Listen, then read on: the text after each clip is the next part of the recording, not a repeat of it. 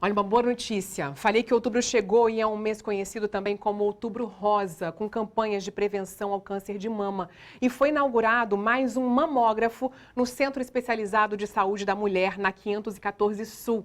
Vão poder ser realizados até 480 exames preventivos por mês. Todas as pacientes da rede pública podem procurar a unidade. E não deixem de se cuidar, viu? Esse é um exame super importante que salva vidas. E atenção, quem tem carro, lembra qual é a placa? Dá uma olhadinha no documento, porque o Detran começou hoje a fiscalizar o licenciamento 2021. O prazo de regularização segue um cronograma de acordo com o final da placa e os finais 1 e 2 venceram ontem. O documento já começou a ser exigido pelo Detran. Agora, no mês de outubro, devem ser renovados os veículos com placas de finais 3, 4 e 5. Quem tiver dúvida, entra no site do Detran, portal.detran.df.gov.br. E o corte de energia por falta de pagamento, no caso dos consumidores de baixa renda, voltou a ser permitido a partir desta sexta-feira. Então, atenção, a interrupção tinha sido feita temporariamente por causa da crise provocada pela pandemia. Mas hoje, a Agência Nacional de Energia Elétrica, a ANEEL, disse que as dívidas não serão perdoadas.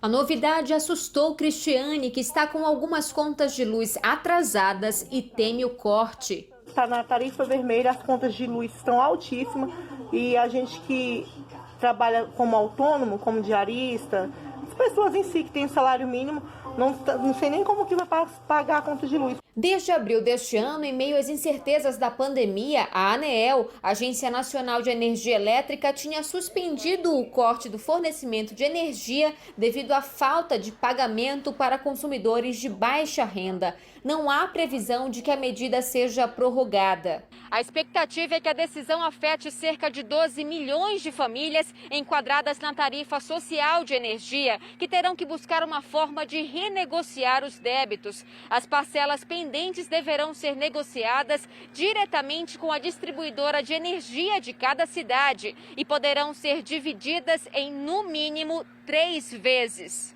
A Neo Energia oferece condições especiais para clientes de baixa renda, com descontos que podem chegar a 36%. As faturas em atraso poderão ser parceladas em até 18 vezes. Para participar do programa, o consumidor deve entrar em contato pelos canais de atendimento da empresa, no telefone 116 ou no site da companhia. A ANEEL afirma que as dívidas não serão perdoadas, terão que ser pagas, mas antes do corte ocorrer, a distribuidora de cada região terá que enviar um comunicado para não pegar ninguém de surpresa com a falta de um serviço tão essencial.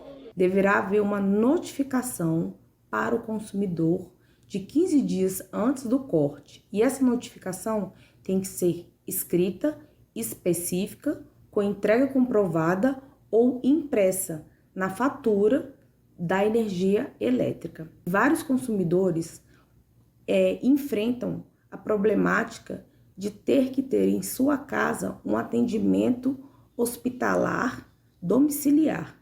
E esses não podem ter a sua energia elétrica cortada, sob pena da companhia elétrica responder judicialmente por danos morais e materiais. Olha, se você mora em casa, é preciso ficar muito atento, viu? Olha a cara de pau desses bandidos. Eles aproveitaram o momento que a dona da casa estava entrando na garagem e invadiram a casa. Assim que o portão é aberto, a dona da casa entra na garagem. Segundos depois, surgiu uma moto com 2 homens. Eles entram na residência e apontam uma arma para a motorista. Imediatamente, ela engata a marcha ré e consegue fugir. Observe que um dos bandidos tentou atirar no carro 3 vezes, mas a arma falhou. Segundo a polícia, depois da invasão, os criminosos voltaram a rondar a casa da vítima pelo menos 2 vezes. A suspeita é que eles iriam tentar mais um roubo. Um deles usava uma bolsa vermelha para fingir ser entregador de aplicativo e não levantar suspeita. Eles, se passando por motoboys de aplicativos, de delivery, eles fizeram um levantamento prévio, da vida da vítima, da sua rotina, dos seus bens, e, se aproveitando dessas informações privilegiadas, agiram em um momento que entenderam oportuno. Nesta sexta-feira, 3 suspeitos de envolvimento no caso foram detidos. 2 deles têm passagens pela polícia. Eles estão presos temporariamente e vão responder por latrocínio tentado. Você conhece mesmo Brasília? Eu quero ver, hein, se você sabe o tamanho exato da maior bandeira hasteada do mundo. Essa daí na Praça dos Três Poderes. Entra no Instagram, @SBT Brasília, e coloca o primeiro número que vem na sua cabeça, hein, sem consultar a internet. Daqui a pouco eu te conto, junto com outras curiosidades de Brasília. Vamos pro intervalo e eu volto já. A Justiça negou mais um pedido de liberdade do advogado Paulo Ricardo Moraes Milhomem, que atropelou propositalmente a servidora Tatiana Matsunaga no dia 25 de agosto, no Lago Sul. Na decisão, o juiz autorizou ainda a perícia em vídeos que mostram o momento do atropelamento. Paulo Milhomem está preso desde o dia que atropelou Tatiana na frente do filho e do marido, depois de uma discussão de trânsito. A servidora pública segue internada em um hospital particular. O quadro de saúde dela é considerado estável. E os transplantes de córnea subiram 60% nas unidades públicas de saúde do DF. De janeiro a agosto deste ano, foram realizadas 235 cirurgias, mas ainda tem muita gente na fila. Enxergar o mundo com os próprios olhos. Algo que fazia parte do dia a dia do Gênesis, até que na adolescência a visão dele começou a embaçar. Foi um período bem duro na minha vida. Tive que trancar a faculdade, tive depressão. O diagnóstico do oftalmologista, ceratocone, uma doença que atinge diretamente a córnea. Analisaram ali o meu olho e viram que só poderia voltar a enxergar mesmo por meio de transplante. Para entrar na fila de espera por um transplante, o paciente precisa passar por consultas com médicos especialistas em córnea. De acordo com a Secretaria de Saúde, o tempo médio de espera por essa cirurgia aqui no Distrito Federal é de aproximadamente 1 ano por causa da pandemia. Se a espera é muito longa, a evolução do quadro clínico pode ser desfavorável, levando o paciente a sentir dor, tendo uma piora da qualidade de vida, com piora da visão e muitas vezes até piora do prognóstico pós-operatório. A córnea é a lente transparente que fica na frente do globo ocular. A principal função dela é proteger as estruturas internas do olho. Por diversos motivos, ela pode ficar opaca, impedindo a passagem de luz e, por consequência, prejudicar a visão. Pode acontecer ser hereditário, tá? Mas também pode acontecer com qualquer pessoa, por exemplo, um acidente de carro, às vezes até um acidente com o próprio dedo de uma outra pessoa pode ocasionar que precise de um transplante de córnea. Os transplantes de córnea eletivos ficaram suspensos no DF entre abril e setembro de 2020 por causa da pandemia. Apenas casos de urgência eram realizados. De janeiro a julho deste ano, foram feitos 200 procedimentos. A doação de córnea não pode ser feita em vida, mas a decisão de doar, essa sim. A retirada do órgão precisa ser rápida, de 6 a 12 horas, após a parada cardíaca do doador. Por isso, é tão importante a conscientização da população com relação à doação de órgãos. Gente, quem conhece alguém que gosta de se automedicar? Aquele amigo hipocondríaco, sabe? Que sente uma gripe, uma dorzinha de cabeça e tal, logo toma um remédio. Acho que todo mundo conhece alguém assim, né? Mas isso é um perigo. A cuidadora de idosos, Neuélia, recebeu o diagnóstico de ansiedade em 2012. Mas o que ela nunca imaginava é que o tratamento contra a doença teria graves consequências. Era febre constante. E cada vez que eu tomava um antitérmico, as dores aumentavam. Neuélia só descobriu que estava com hepatite medicamentosa após 2 meses sofrendo com sintomas. O médico havia errado a prescrição do remédio. Ela deveria tomar apenas 1 comprimido por dia. Estava tomando 3. A febre já não passava, as dores já não cessavam mais. A hepatite medicamentosa é uma grave inflamação do fígado causada pelo uso prolongado de alguns tipos de medicamentos, especialmente aqueles que podem causar irritação do fígado, como paracetamol ou a nimesulida. Em outros casos, a doença pode acontecer devido à hipersensibilidade da pessoa a determinado medicamento. Os sintomas mais comuns são febre baixa, cor amarelada na pele e na parte branca dos olhos, coceira pelo corpo, dor no lado direito do abdômen, náuseas, vômitos e urina de cor escura, quase preta. Para tratar a hepatite medicamentosa, é preciso suspender imediatamente o uso de remédios ou a exposição a qualquer substância tóxica que pode ter causado a doença. Já para prevenir, o importante é apenas tomar medicamentos com receita médica e nunca exceder as doses recomendadas. A pandemia da Covid-19 fez crescer o número de pessoas se automedicando. No mês de maio, o Hospital da Universidade Estadual de Campinas, no interior de São Paulo, confirmou o primeiro caso de hepatite medicamentosa relacionada ao uso de medicamentos do chamado kit Covid, ivermectina, azitromicina e hidroxicloroquina. O homem de 50 anos apresentou sintomas 3 meses depois que se curou da Covid-19. As lesões foram tão graves que agora ele vai precisar passar por um transplante de fígado.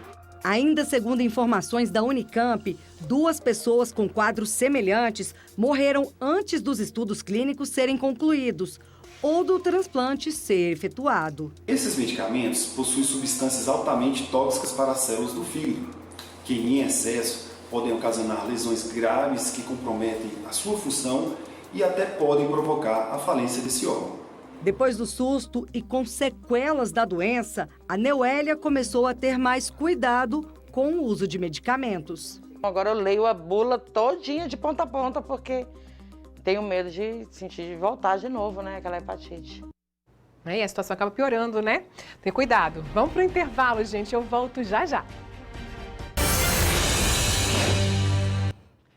Olhem esse vídeo que foi gravado ontem no Clube do Congresso, no Lago Norte. Uma ariranha correndo pelo clube impressionou quem estava por perto. Reparem que ela sai ali toda saltitante em direção ao lago, mergulha depois, fica só a cabecinha de fora, vocês vão ver, viu? Até deixa a gente ali em dúvida se os ataques no lago estão sendo realmente de capivara. Que medo, gente! Não deu tempo de mostrar ela ali com a cabecinha de fora, mas era uma ariranha, viu?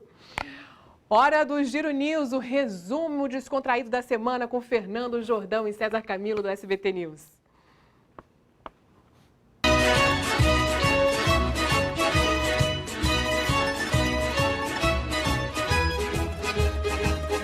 Oi, moço, eu pedi uma pizza aí. Isso. Tá o SBT Brasília no ar já, moço. O Giro News vai entrar. Tu não assiste o Giro? Vou ter que ir aí buscar?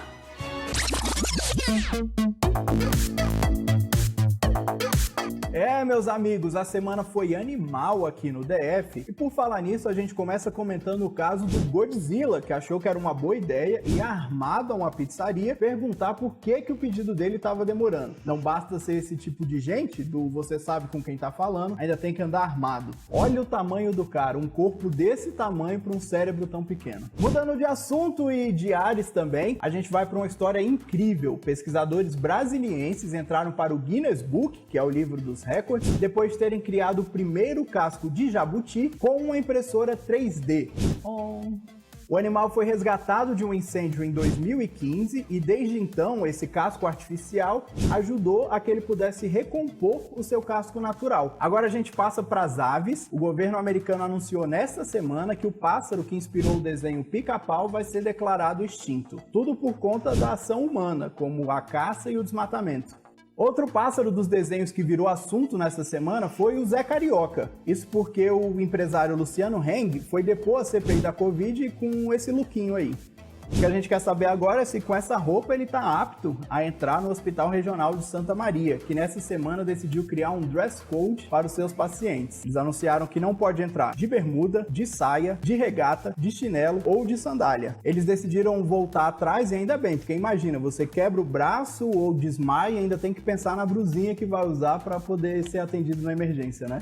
Acabou que eu tive que ir buscar lá a pizza. Agora a gente vai parar para comer. Giro News volta na semana que vem. #sextou. Vai um pedaço aí, Vivi? Olha só, gente, vai muito bom, meninos, mas eu quero fazer um protesto, viu? Eles prometeram uma pizza pra mim e pra minha Nani, que é minha editora, e a gente não sentiu nem o cheiro, então a gente vai cobrar. Valeu, viu, meninos? Olha, essa semana comemoramos o Dia Mundial do Turismo. A beleza das obras públicas de Brasília, somada ao céu incrível da nossa cidade, é uma marca da capital. Mas será que é todo mundo que conhece as histórias por trás dos monumentos de Brasília? Algumas dessas curiosidades a gente mostra agora. Uma capital monumento, lugar em que as obras da natureza e do homem se misturam num equilíbrio sem igual. Brasília foi erguida em 1000 dias. Você sabia disso? Uma cidade tão particular, cheia de curiosidades. Uma delas vem lá do alto. São 286 metros quadrados, espaço suficiente para estacionar 5 carros populares. E para essa bandeira chegar até o alto do mastro, o caminho é longo. São 100 metros de altura, 62 vezes o meu tamanho. O monumento é formado por 24 hastes metálicas, que na década de 1970 representavam o número de estados brasileiros. A poucos metros do Mastro Nacional está a Pira do Panteão da Pátria. Essa chama fica acesa 24 horas por dia. O abastecimento é feito por um sistema de gás encanado, tipo de condomínio mesmo. Tudo para manter a representação simbólica da liberdade e da democracia sempre acesa.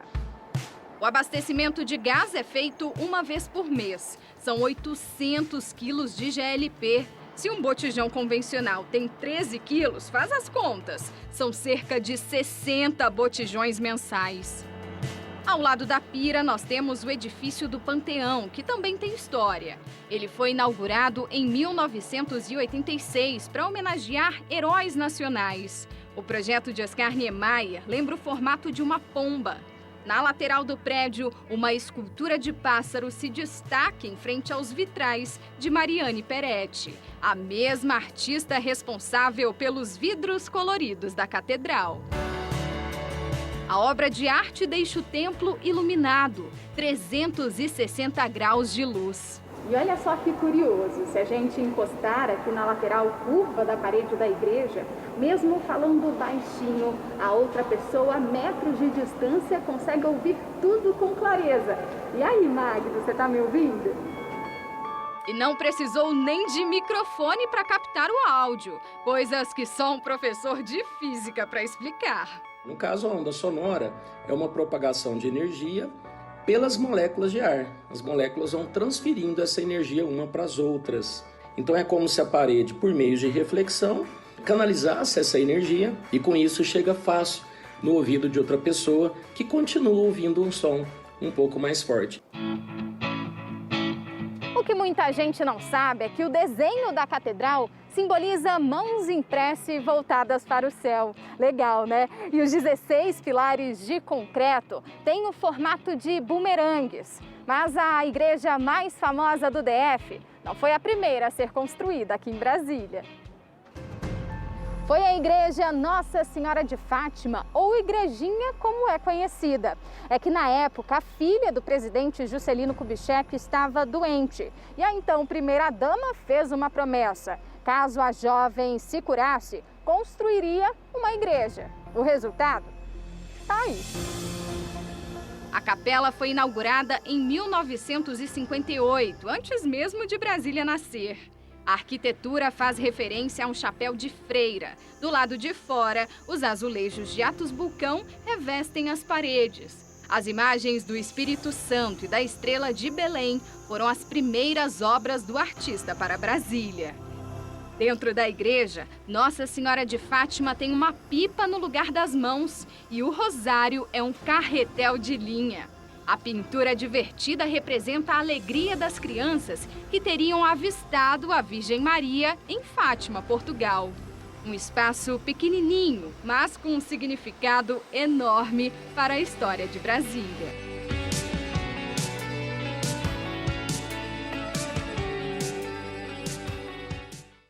Essa nossa cidade é incrível e apaixonante, né?